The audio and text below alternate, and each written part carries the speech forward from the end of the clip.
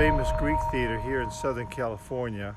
You can barely see the seats to the right and the stages in front.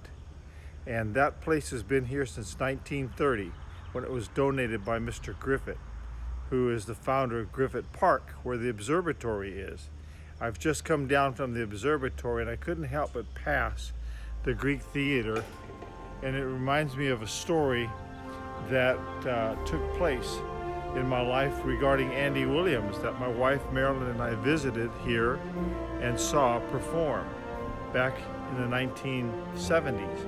We've seen Neil Diamond, Andy Williams, I believe the Tijuana Brass, and the place has had just about everybody famous that you can think of perform here in Southern California. Andy Williams had a great influence over me, and that's what I wanted to share with him. The way I got to meet Andy Williams is while I was living in Texas, I wrote a letter to the Branson Theater. It was crazy.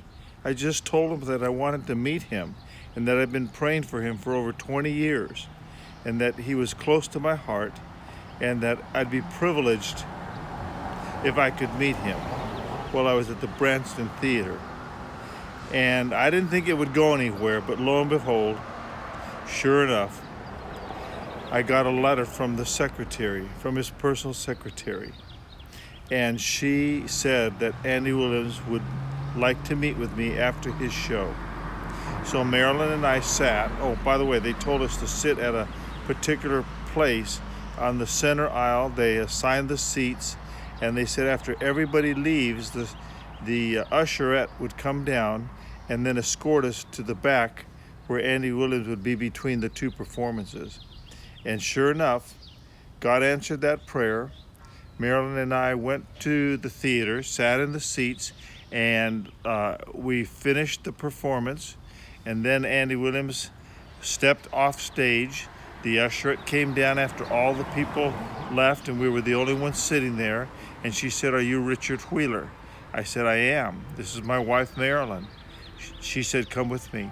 So we got up from our seats, followed her backstage, and there was 5'8" Andy Williams, trim and fit, probably at that time in his late 70s, early 80s. And there I got to shake his hand, tell him that I'd been praying for him, and that I know that he was raised Presbyterian, and that I pray that God would favor him and bless him. And I told him how God used his life to keep me from drugs, living immorally, that I had a vision as a young high schooler that I wanted to emulate him in a sense, to go out and be a performer. Of course, I told him that I was an evangelist, and God turned my performing heart into evangelistic ministry and created Little Bear Wheeler. And that was how I got to meet Andy Williams. It was such an amazing, amazing blessing that God had performed in answer to 20 years of praying for him, almost daily. So don't give up on prayer. I'd like you to pause and ponder this word.